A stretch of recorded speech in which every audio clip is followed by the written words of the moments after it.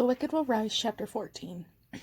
We spent the morning walking, following the road of yellow brick as it took us through pastures and meadows and an orchard of squat trees, whose branches hung heavy with luscious plums that was still too full from breakfast to eat.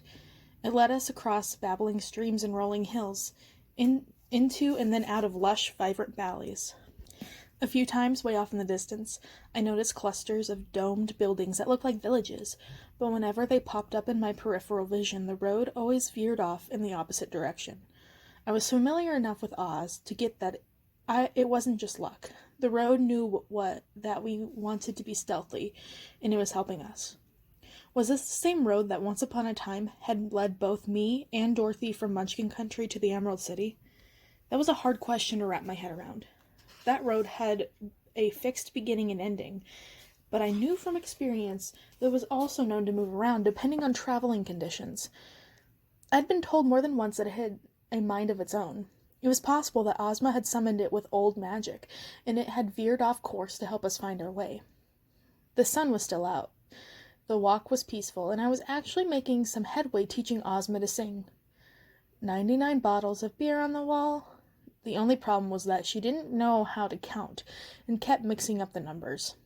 After a while, I gave up on correcting her and just let her keep on singing. Even though the song didn't make any sense at all anymore, her voice was actually nice, and I let my mind wander. The morning's conversation with Glinda had been unsettling, although I guess it could have been worse. But what did she want from me? Why had she changed her tune so drastically? She had to be trying to trick me. But trick me into what? I was reminded of Lulu's warning in the forest, to keep a hold of yourself. If Lulu was worried about that Oz was corrupting me, did that mean Glinda thought so too? Had she come to me this morning because she thought she'd be able to take advantage of that? Glinda had made it sound like, out of nowhere, she had no more use of Dorothy.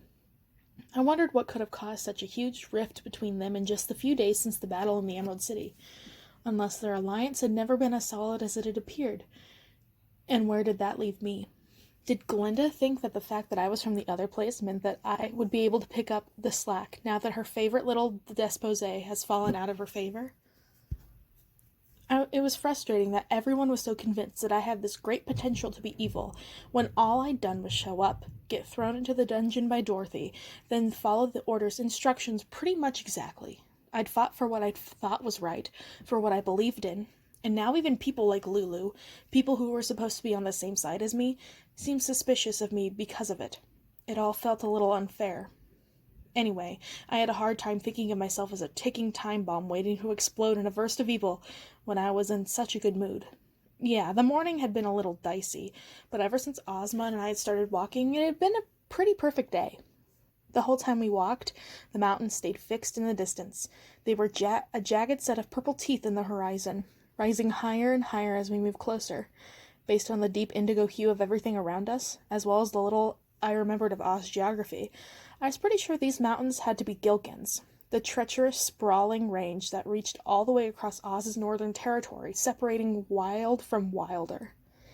We'd seen no monsters since we left the forest, not counting Glinda. So I was guessing things were still basically civilized for now. But the landscape was slowly changing, and even without crossing the Gilkins, I wasn't sure that we were going to stay in civilized territory for much longer.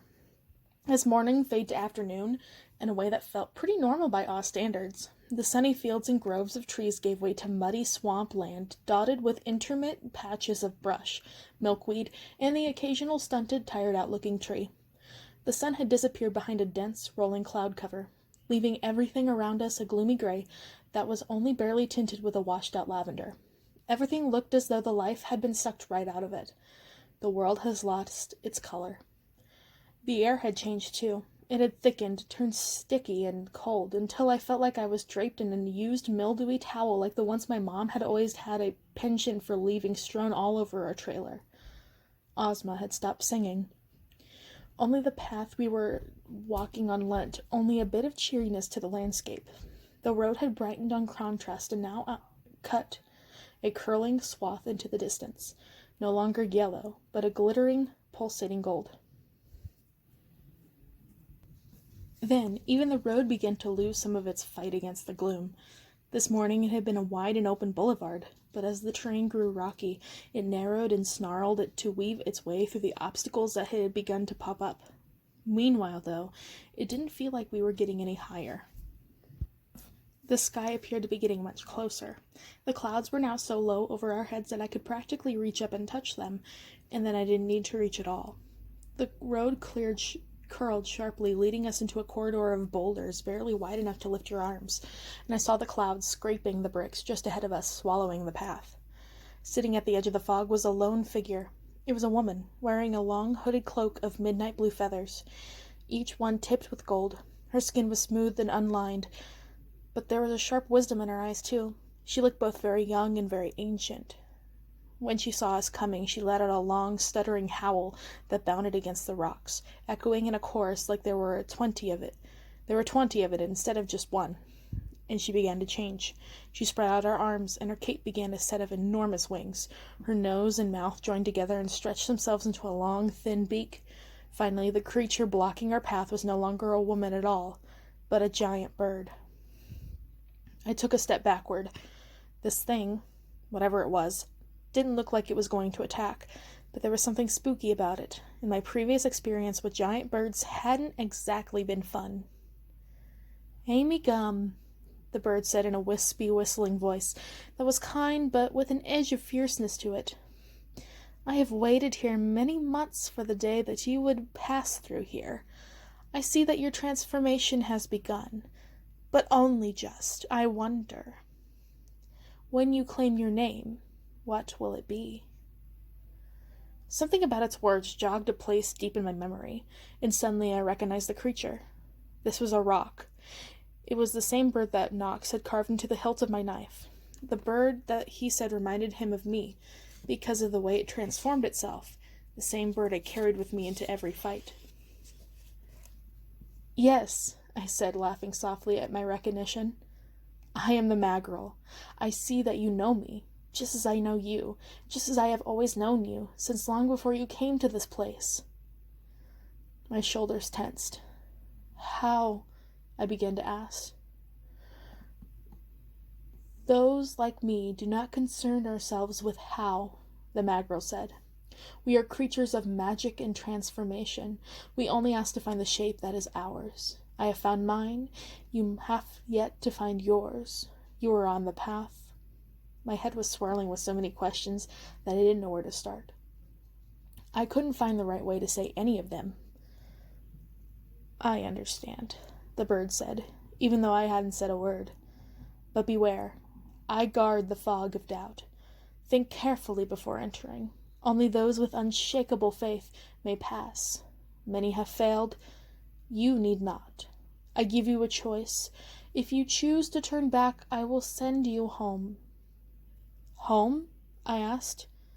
"It is within my power, yes." "But," I started. I didn't know where home was. Did home mean Kansas? Dusty Acres? It had never felt home when I had lived there, and now it felt as far away as something out of a storybook.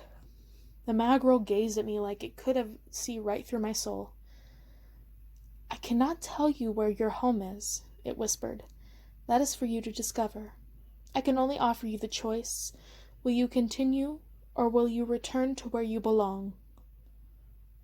I started to say, and I understood I didn't have a choice at all. "This is where I belong," I said quietly. For better or worse, it was the truth. And the Magrill ruffled its feathers. "As you wish," she said. "I must leave you, but I offer you a final warning. To survive the fog, you must be willing to become yourself." Then, without waiting for a response, the Magrill took off, soaring into the white expanse of nothingness above and beyond us.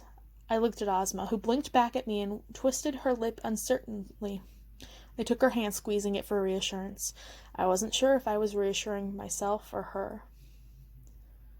"Who are you?" she asked me. Another question I couldn't answer, but I didn't have to, not for now. For now, all I had to do was step forward. So I took a deep breath, and Ozma and I walked into the mist. It turns out that pitch black is not the scariest thing in the world. Bright, blinding white. the kind of white that makes you wonder if the whole world around you has been erased, can be just as scary. That is where we had found ourselves.